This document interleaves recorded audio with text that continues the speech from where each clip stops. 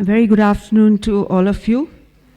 At the outset, let me thank the SWI for this beautiful event where professionals from various spheres have gathered here for learning, for takeaways. And this is very important in today's world because we've discussed enough that working in silos is not going to help us. We have to work together, collaborate, cooperate, because we need to generate that critical mass, which one could also call as the escape velocity, if we want to co-create the reality which all of us are looking at, that is safe, secure, sustainable cities and systems as a whole. I will briefly touch upon the 9 programs which we have evolved in our organization, which is a part of the UP Police. It's called the UP Police Mahila Samman Prakoshth. Since there isn't much time, I'll just briefly touch upon 8 of them. One I will describe in detail, which is a web portal, for which I believe largely the award has gone to MSP, so I'll dwell on it more than the others. So this is a package of 9 programs through which we largely try to give a 360-degree cover to the issue of women's security. We have 2 other areas where we work upon. One is related to child safety and security, and the third one is we are also the nodal agency for the state efforts in anti-human trafficking. So we call this a gender-sensitive community policing package. I would like to set the context of UP. I think you need to add a bit more to this because this is of the last census. So if you see we have 110 million plus women in the state, add to it the child population. So that is what we are expected to look after.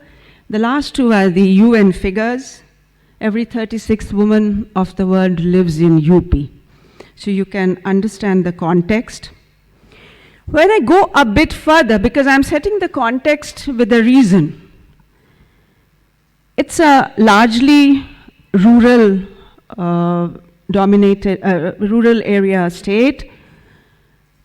We are talking of digital inclusion, the digital empowerment programs, but I find that there is a huge digital divide between the urban and the rural areas, and even in that, there is a digital divide which I call the digital gender divide.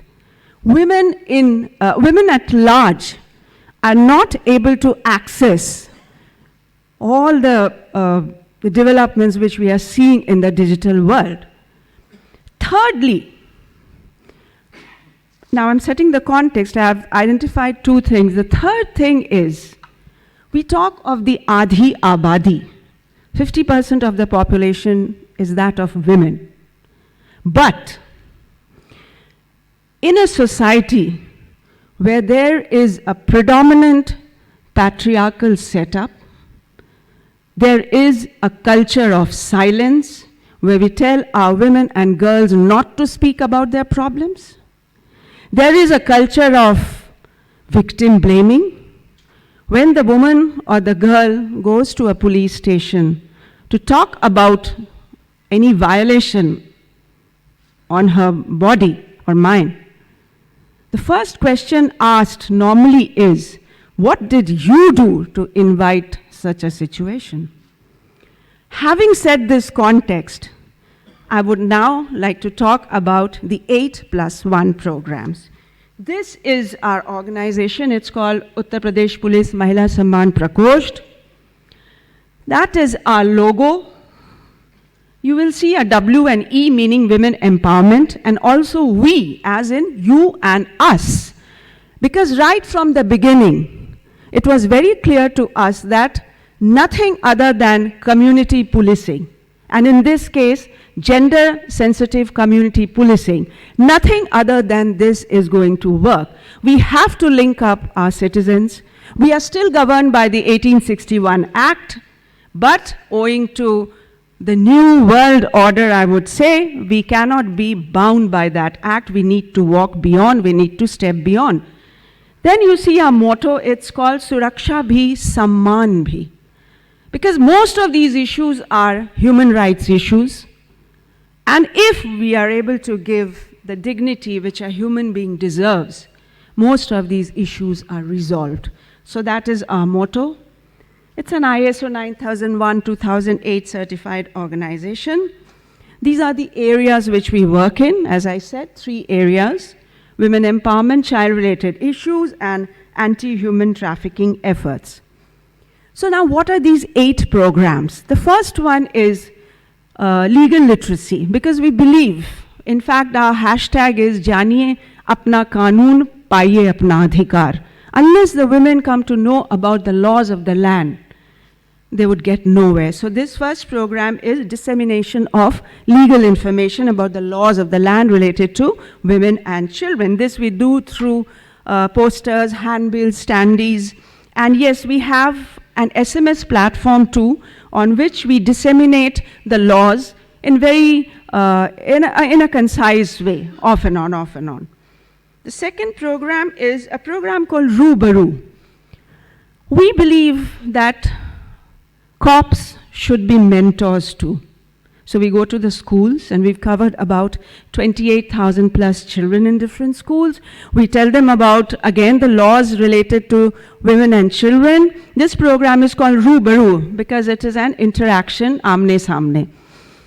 And we also talk to them about cyberbullying and cases of cyber insecurity, which they need to look into. And we also take 2 counselors with us from a reputed NGO. The third program is a program of linking the citizens, the women. It is in fact our way of reaching out to the women. In fact, it is a way of channelizing the informal leadership which we find in islands in our society. So we get these women on board, we call them citizen cadets, we give them identity cards, and we use them to take our mission forward through dissemination of knowledge about law, dissemination about our other programs, and we also use them as eyes and ears for the local police. In fact, we act as a platform for connecting the various organizations and people who would like to be associated in such an effort. This is a totally voluntary service which the Government of India has also started from this year, the WCD department. The next program is called Akshaya, self-defense, because we found that girls were very keen to get self-defense programs done in their schools. So we again connected NGOs and private people, private trainers who would be giving self-defense trainings to these girls. This is exclusively for the girls. Rubaru was for the boys and girls. And it is free training, so it is quite popular. We've covered about 6,000 students in various schools, and just this month, we tried for a Limca record in one of the schools in the back of Beyond district of Pratapgarh in UP. So this is Akshaya. The fifth program is called Sarthi, because we gender sensitize the auto drivers, the city bus conductors and drivers, the e-rickshaw drivers, and all of them. We talk about these issues because Mahila Samman Prakoshth believes that unless we talk about these issues, the idea is to push them under the carpet. No, that will not work. So we need to involve all the stakeholders. And whatever program we have designed is based on the 3P model. Because we know that alone, the police department cannot rise up to the occasion which the situation now demands. Sixth is a program called Jagriti, wherein we rope in public figures and celebrities to take these issues forward into the public. Eighth is a program which we do with our own people called the Nav Chetna, that is new consciousness. Not that, it's very easy to blame कि police वाला काम नहीं करता है. But then we need to see that they are also emerging from the same social milieu where gender-related issues are happening in their own homes. So we call it new consciousness. We talk to our own people. We tell them about the new laws. We tell them that the time has come for you to change yourself, because if you don't change yourself, time will force you to change yourself, and that becomes very hard. So we talk about the new laws. We talk about the behavior which police in general needs to change if there is to be a trust between the citizens and the police. The last program is called Shodh Evam Samvad. This is a kind of research and dialogue, a program in which we hold roundtables, conferences, debates on issues related to gender. These are some of the tools which we use to carry forward our mission. And now I come to the program, presumably for which the Mahila Samman Prakoshth got this award, Innovative Technology for Safety and Security of Women. Now this is an online reporting system exclusively for crime against women. And presumably it is the first of its kind in the country. Now what is it about? The idea was, as I said when I was setting the context, it is very difficult for women to go to the police station to narrate their woes. So this is a Vikalp, means an alternative to the woman from going to the police station. And the concept behind this is the police station at your doorstep. How it is, I'm going to explain. First of all, the woman, whoever is an aggrieved person or somebody on her behalf, files a complaint, logs onto the website of UP Police, and then you have the Mahila Samman Prakoshth tab, and you open it, and the menu comes down, and the home page you log in the complaint. It is bilingual. अंग्रेजी जिसको सुविधा हो English में करें, largely it is in Hindi. Option to upload video, image or text. Generally we are getting the complaints in the form of texts. She can lodge the complaint herself or through someone. Then there is confidentiality of the victim. Her name is kept at the back end but not displayed. Nobody can access the name and address, so she will not be identified.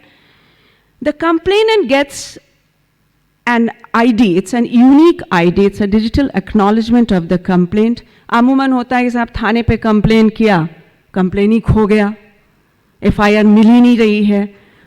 Once a complaint is entered in this system, it just doesn't go out of it. So that is one great feeling of power for the complainant. She takes back a digital acknowledgement of her complaint. As soon as the complaint is it 10 minutes? What? Huh? An SMS is fired because that is how the monitoring starts. The SMS goes to the senior officers of the police station concerned, and one SMS comes to us, and the monitoring begins.